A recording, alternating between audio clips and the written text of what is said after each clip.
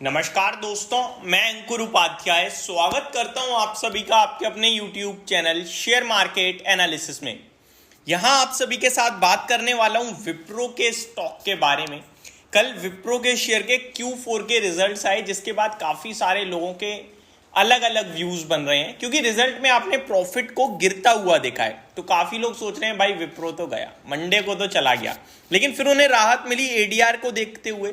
ADR में 1.5% की तेजी के साथ विप्रो का शेयर क्लोजिंग देता हुआ दिखा है।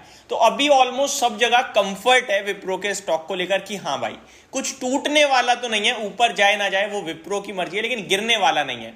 और ये चीज ना मैंने आप सभी के साथ 4:30 बजे वाली वीडियो में ही कल डिस्कस कर दी थी जब नंबर आए थे, क्योंकि नंबर्स खराब जरूर हैं लेकिन बाजार के अनुमान के हिसाब से खराब नहीं है।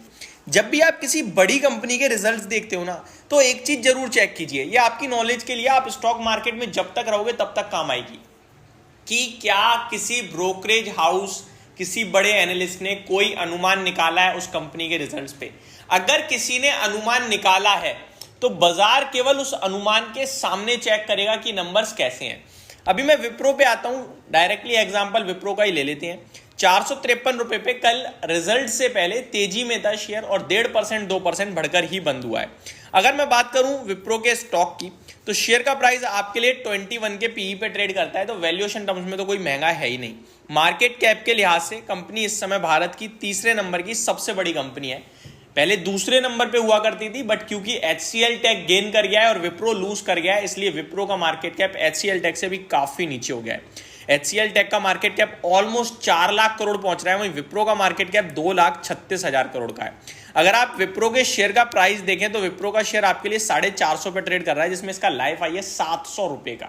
तो जब 700 रुपए का विप्रो का शेयर था तो विप्रो का market cap almost 4.5-5 lakh crore का था, और उस समय HCL टेक का मार्केट कैप करीब 2 लाख करोड़ का था, क्योंकि HCL टेक का शेयर 1,000 रुपए के आसपास था। तो ये टर्न अराउंड हो गया है पूरा का पूरा।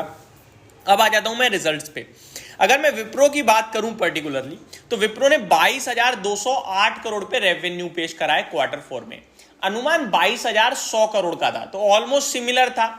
उसके सामने 100 करोड़ ज्यादा ही आया है, कम नहीं आया। लेकिन अगर आप इसे कंपेयर करें ईयर ऑन ईयर बेसिस पे, तो 23,190 करोड़ से घटकर 22,208 करोड़ रह गया है।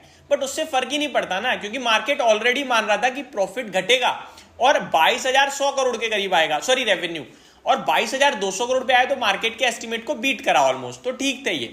आगे बात करूं मार्जिन, तो मार्जिन कंपनी ने 20% पे पेश करे ऑपरेटिंग मार्जिन, लेकिन अनुमान यहां पे थोड़ा सा ज्यादा था, तो इसके सामने इसने कम परफॉर्मेंस दी थी। बट ठीक है, कोई ऐसा इशू नहीं आया, क्योंकि नेट प्रॉफिट कंपनी ने अच्छा कर दिया। 2,858 करोड़ का नेट प्रॉफिट कंपनी ने Q4 में पेश करा। अगर आप इसे ईयर ऑन ईयर बेसिस पे कंपेयर करेंगे तो आपको 3,094 करोड़ के सामने 2,858 करोड़ दिखेगा।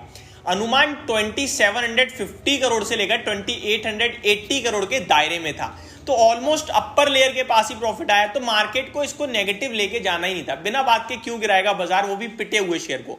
यही इसका भाव इसके हाई 550 पे होता तो ये गिरता, क्योंकि फिर आपका शेयर चल गया बिना बात के, आप में कुछ प्रॉफिट में बढ़त आई नहीं, तो वो टूटता। लेकिन क्योंकि आपका शेयर ऑलरेडी टूटा हुआ है, इन लाइन टू फ्लैट नंबर आ गए हैं, तो फिर वो गिरने की जगह नहीं बच रही ना आपके लिए, तो नहीं गिरेगा। देखिए, आप जब भी किसी कंपनी के रिजल्ट देखते हो, आपको दो चीजें चेक करनी है। एक, बाजार के अनुमान के हिसाब से कैसा आया है। दूसरा, स्टॉक का प्राइस बीते 3 महीनों में क्या परफॉर्मेंस है। फॉर एग्जाम्पल, आपका प्रॉफिट लास्ट क्वार्टर 1,000 करोड़ था और अभी 900 करोड़ है, यानी कि 10% आपका प्रॉफिट घटा है। लास्ट क्वार्टर में प्राइस क्या था, अभी क्या है। अगर प्राइस लास्ट क्वार्टर के मुकाबले 10% ऊपर है, तो इसमें आपकी 10% नेगेटिव ग्रोथ है और शेयर ऊपर है, तो यहां गिरने के चांसेस बढ़ जाएंगे। वहीं आपका शेयर 15% टूटा हुआ है, प्रॉफिट 10% टूटा है, तो ज्यादा नहीं गिरेगा वो शेयर। तो प्राइस, रिजल्ट, और उसके बाद आप डीपली जाना चाहते हैं तो ईयर ऑन ईयर बेसिस पे भी इसी तरीके से चेक करो, क्वार्टर ऑन क्वार्टर भी चेक करो, मार्केट के एनालिस्ट अनुमान क्या लगा रहे थे वो चेक करो, कंपनी जिस सेक्टर में, उस सेक्टर को लेकर क्या इस समय अनुमान चल रहा है उसको चेक करो, उसकी ग्रोथ में क्या अनुमान चल रहा है उसको चेक करो। ये सारी चीजें रिजल्ट्स में चेक करनी है। और रिजल्ट्स का इंपैक्ट केवल एक दिन नहीं होता भाई। अगर आज शेयर ने रिजल्ट दिए, कल नेगेटिव हो गया, तो जरूरी नहीं है वो नेगेटिव ही रिजल्ट पेश कर रहा है। अगर आपका कॉन्फिडेंस है कि यार सब कुछ तो अच्छा है मेरे एनालिसिस में, शेयर क्यों टूट रहा है, तो वो इवेंचुअली 3 महीने का गैप होता है अगले नंबर्स आने में, वो 3 महीने में ऊपर ही जाएगा, नीचे नहीं जाएगा। तो रिजल्ट केवल एक दिन के हिसाब से मत देखो। इसका एग्जाम्पल टीसीएस हो सकता है। टीसीएस के नंबर अच्छे थे, स्टॉक ऊपर गया, लेकिन मतलब अगले दिन सुबह ऊपर गया, शाम को ही नीचे आ गया और अभी तक नीचे ही आ रहा है।